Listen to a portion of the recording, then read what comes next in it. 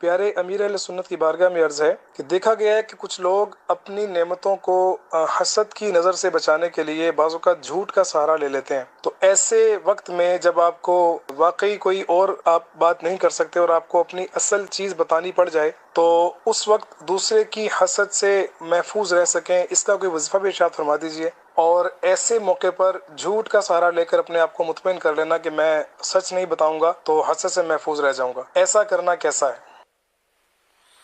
قیاس ہے، یہاں یقین تو ہے نہیں، نہ ظن غالب ہے کہ حسد کرے گا۔ لوگ ایک دوسرے کو بتاتے ہیں نا کہ میری اتنی دیہڑی ہے، اتنی تنخواہ ہے، بلا ضرورت بتانا نہیں چاہیے کہ نظر کا لگنا حق ہے، لیکن اب یہ کہ نظر لگے گی ہی ایسا تو نہیں ہے، تو اس لیے یہاں جھوٹ کی اجازت تو نہیں دی جائے گی، ورنہ تو معاشرے میں جھوٹ عام ہو جائے گا۔ البتہ یہ کہ نظر کا لگنا حق ہے، اور حاسد کی نظر، خاص کر یہ حسد والے کی نظر ہوتی ہے نا، یہ زیادہ خطرناک ہوتی ہے۔ اصل اس سے مطلب ایک مخصوص زہر پیدا ہوتا ہے کہ ذہن میں سی باتیں آتی ہیں، حسد کے مطلب تو یوں خار اور ہوتا ہے نا کہ اس کو نقصان ہو جائے، بس یہ مطلب کہاں بڑھ گیا، اتنا کہاں چڑھ گیا۔ اور حسد کی تعریف یہی ہے کہ کسی کی نعمت دیکھ کر یہ تمنا کرنا کہ یہ اس سے جاتی رہے، یہ نعمت، یہ حسد ہے۔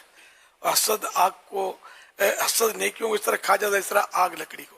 تو چونکہ حسد والا جو ہے یہ اپنی آگ میں جل رہا ہوتا ہے، اور اس کے اندر کوئی اس طرح کے مادے پیدا ہوتے ہیں جو ریس کی صورت میں اس سے نکلتے ہیں، اور وہ جس کو یہ حسد کی نظر سے دیکھ رہا ہے یہ اس پر بسا اوقات اٹیک کر جاتے ہیں، اور جب وہ اٹیک کر جاتے ہیں نا تو یہ مطلب بندہ جو ہے یہ بیمار ہو جائے گا، پریشان ہو جائے گا، اس کی نعمت کو بھی ہو سکتا ہے کہ زوال لگ جائے، نعمت جاتی رہے، کمی ہو جائے، کوئی بھی صورت ایسی ہو سکتی ہے۔ تو سب سے خطرناک جو نظر مانی جاتی ہے وہ حاسد کی نظر مانی جاتی ہے۔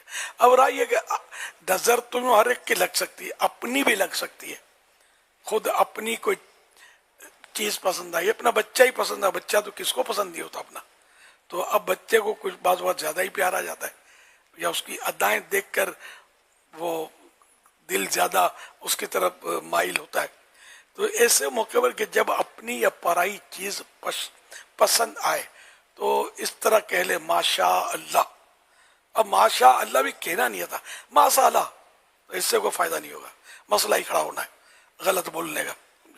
تو ماشاء اللہ، تبارک اللہ، ماشاء اللہ، تبارک اللہ، تو بارک اللہ، اللہ برکت دے۔ تو اس طرح کے جملے کہہ لینے سے، چاہے صرف ماشاء اللہ کہہ لیا تب بھی یہ اس کی برکت سے انشاءاللہ آپ کی نظر اس چیز کو یا اس فرد کو نہیں لگے گی، لیکن یہ کہنے کا بھی ذہن نہیں ہے۔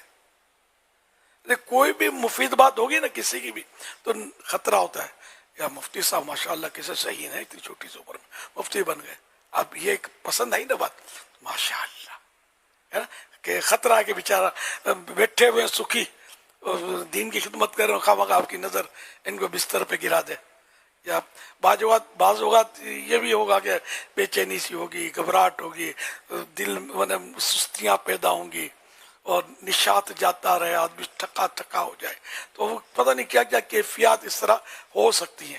تو ماشاءاللہ، اب ہم جیسے بڈھے جو ہے نہیں بھی بچتے نہیں ہیں، وہ ہر بوڑھا نہیں نظر میں آئے گا، اور ویسے کر رہا ہے بیچارہ تو لوگ اس پر نظر نہیں ماریں گے۔ اب میری بولتے ہیں یہ اتنی دیر تک بیٹھتا ہے اور یہ تو مجھے آپ سمجھتے ہیں جو بولتے ہیں، تو یہاں نظر کے چاروں طرف سے تیر مجھ پر چل رہے ہوتے ہیں۔ تو جب آپ کو میری بات پسند آئے تو میری خیر خواہی کیا کریں، ماشاء اللہ بول دیا کریں، بارک اللہ بول دیا کریں، اگر پسند آئے تو اب، ورنہ تو میری شکل بھی نہیں تو میری عقل بھی نہیں، لیکن لوگوں نے ہمارا سر پہ بٹھایا ہوا، آنکھوں پہ بٹھایا ہوا ہے، اللہ کی رحمت ہے، اس کا کرم ہے۔ تو بہرحال یہ کوئی بھی بوڑھا ہو، جوان ہو، بچہ ہو، ایک دن کا پسند آیا، اچھا لگا، ماشاء اللہ، بارک اللہ، اپنی چیز پسند آئی، اچھی لگی، بارک اللہ۔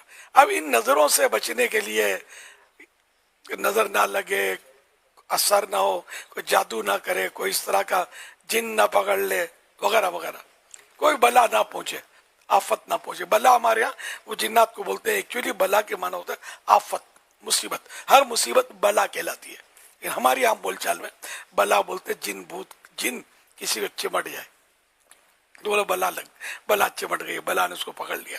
واقعی وہ بھی بلا ہی ہے، لیکن وہی بلا ہے ایسا نہیں ہے. اور اس کے لیے بہترین عمل مختصر سا اس کی عادت بنائیں. الحمدللہ میرا برسوں سے معمول ہے، اس کے فوائد بھی ہیں الحمدللہ. حدیث پاک کا عمل سنت کی نیت سے آپ کیا کریں. یعنی روزانہ سوتے وقت یوں ہاتھ دعا کی طرح کر لیں، غالباً ایک دن پڑھا تک ملا لیں. ویسے دعا میں گیپ رکھنا یہ آداب میں سے کہ دعا مانگے تو ہاتھ میں گیپ رکھے. اس کا مجھے یاد پڑتا ہے کہ ملا کر رکھے. اب یہ میں بھی بھول گیا ہوں کہ کہاں پڑھا ہے. تاہم جیسے کہ دعا کی طرح ہاتھ کر لے چلو. اور سورۃ الاخلاص، یہ سنت کی نیت کرنی ہے تو ثواب بھی ملے گا نا. سورۃ الاخلاص، قل هو اللہ شریف، سورہ فلق اور سورہ ناس، یہ ایک ایک بار پڑھ لیں، چھو کر لیں. اور یہاں جہاں سے سر سنت یہ کہ چہرے سے شروع کرے، یعنی آگے سے شروع کرے. سنت کے اندر یہ سنت ہے. تو آگے سے ابھی شروع کر کے یہ جہاں جہاں تک ہاتھ پہنچتا ہے، یہ انگوٹھے اور انگلی میں بھی گیپ ہے نا، میں تو اس میں بھی انگلی گھما لیتا ہوں. جہاں جہاں ہاتھ پاؤں کے تلووں پر بھی کر لیتا ہوں، جہاں جہاں تک ہاتھ پہنچے. اب یہ اگلا حصہ کر لیا، یہ بھی کر لیا، یہ سارا یوں مطلب جہاں جہاں. اچھا پھر اب وہ اب سر سے شروع کرے. سر سے یہ پیچھے گھماتا ہوا، یہ گدی، گردن، یہ کان پر مساج اس طرح کرتے نا، تو مسا نہیں کرنا نا، اس کی نہیں، یہ بھی ایک اہم حصہ ہے. تو اس کو بھی اپنا یہ وہ ہاتھ کا وہ دم کیا ہوا اثر پہنچانا. پیٹھ پر جہاں جہاں تک، تو جہاں تک جسم کے ذرے ذرے پر جہاں تک ہاتھ پہنچ سکتا ہے، کپڑوں پر، ہاں یعنی کپڑوں کے اندر گھسا کے کپڑوں پر جہاں جہاں تک ہاتھ پہنچتا ہے وہ مطلب نہیں ہاتھ پہنچانا ہے. یہ ہوا ایک بار. اسی طرح 3 بار کرنا ہے.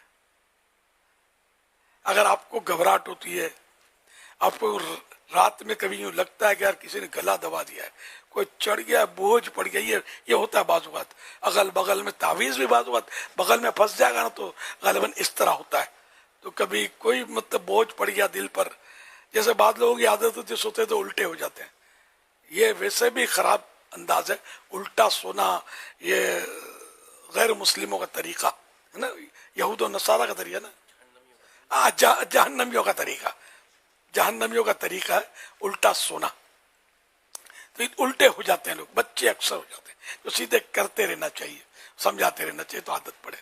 تو یہ اب الٹا سونے میں اپنے طبی یعنی میڈیکلی پوائنٹ آف ویو سے یہ نقصان نظر آ رہا ہے. آنکھوں پر ایکسٹرا بوجھ پڑے گا، سر بھی الٹا ہے تو پورے ان پر باڈی کا حصہ، دل، گردہ، کلیجی، پھیپڑے سب یعنی کہ ان نیچرل طور پر یہ نیچے بوجھ کے نیچے آ جائیں گے. تو یہ مطلب اس سے نقصان، اگر یہ عادت ہو جس کی، نقصان پہنچ سکتا ہے. جیسے بعض لوگ کھانا کھاتے ہوئے بھی بڑا عجیب انداز ہوتا ہے، آتے جھکے ہوتے ہیں، اس طرح لکھتے ہوئے بھی جھکے ہوتے ہیں. تو میں نے کتاب میں پڑھا تھا، یہ لکھنے والوں کے لیے تو پڑھا تھا کہ بچے بھی یوں ہی لکھ رہے ہوتے ہیں جھک کے. تو ان کو کوئی ایسا وہ بینچ وغیرہ دے دیا جائے، چھوٹی سی ٹیبل آتی ہے بچوں کی، کہ وہ بامر مجبوری اس کو جھکنے یعنی بغیر جھکے لکھنا ہی پڑے گا، ہوتا ہی اونچا ہے وہ اس طرح. تو یہ بہت اچھی چیز ہے کہ بچوں کو نہیں دیں گے تو وہ جھک کے لکھے گا.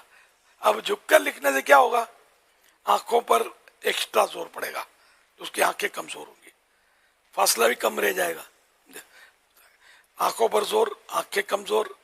اچھا پھیپھڑوں پر زور پڑے گا، اس سے پھیپھڑے کی بیماری، اور کمر بلا وجہ خم رہا کرے گی، جھکی ہوئی ان نیچرل رہے گی نا.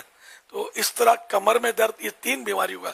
لکھا ہوا تھا کہ بچے کی عادت اس طرح ہونا، یا بچے کی یا بڑے کی، جس کی بھی، یا مطلقاً لکھا تھا کہ جو اس طرح لکھتے ہیں وہ ان 3 بیماریوں میں مبتلا ہو سکتے ہیں.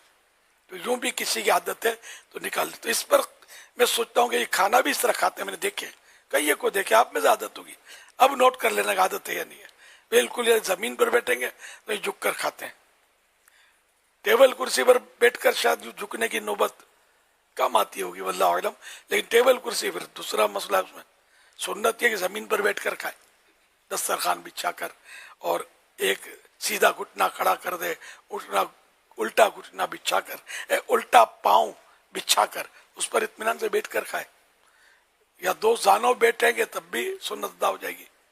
ये दो जानों बैठने वालों को देखा है कि वो झुककर खाते होते हैं बाज़ औक़ात, और ये घुटना खड़ा करके जो बैठे हैं तो उनको झुकने की नौबत आ नहीं पाती कि घुटना खुद स्पीड ब्रेकर उसके बदन का बन जाता है और पेट को दबाता है। तो पेट को दबाने से उसके खाना भी कम खाया जाएगा और ये भी मुफीद है। खाली ये अंदर मतलब यानी कि ठास ठास के भरे जाना ये सेहत को भी बर्बाद करता है, सारा खर्चा भी बढ़ जाता है, इससे महंगाई का रोना हम सभी रो रहे हैं, तो कम खाएंगे तो बचत भी होगी वगैरह। बहरहाल तो इस तरह ये जो मैंने अर्ज किया आपको करने का, तो ये हो सकता है कि उल्टा लेटने से भी इस तरह के खौफ आता हो। कभी कभी खौफ तो आता है, नींद में कोई चढ़ जाता है, कभी खौफनाक ख्वाब आ जाता है तो आदमी डर जाता है। तो इंशाअल्लाह ये आप पढ़ते रहेंगे, एक दो बार पढ़ने से हो सकता है कि आपको समझ ना पड़े, पढ़ते रहेंगे। फिर लाख को जादू के वार करे, जिन्नात हमले करे, नजरें लगती रहें, आपकी तरफ बढ़ती रहें, अल्लाह ने चाहा तो। अगर आपने नागे नहीं किए तो कंटिन्यू पढ़ते रहेंगे सोते हो, इंशाअल्लाह आप इसकी बरकतें देख लेंगे। जिसको बोलेंगे ना, बोलते आपको इंशाअल्लाह कुछ नहीं होगा। सुन्नत है, मेरे आका ये करते थे सल्लल्लाहु अलैहि वसल्लम, जो फेल आका करें यार वो कितना अहम होता होगा। और हम गुलामों की हालत है ऐसे सोचते हैं, गप्पे मरवा लो 1 घंटे तक, 313 बार दुरूद शरीफ पढ़ने का बोलो तो यार अपने को टाइम नहीं मिलता। 2 घंटे तक ये होटल में बैठकर गप्पे मार रहे थे, उधर नमाज में दूसरी दुआ पढ़ने के लिए नहीं टाइम होता, इतना दोस्त इंतजार कर रहा होता है नमाज के बाद, तो वहां खड़े होकर नमाजी सारे खत्म हो गए, होश ही नहीं बातों में लगे हुए, दुआ में नहीं बैठा जाता यार, टाइम नहीं होता। तो ये पढ़ने में कितनी देर लगेगी?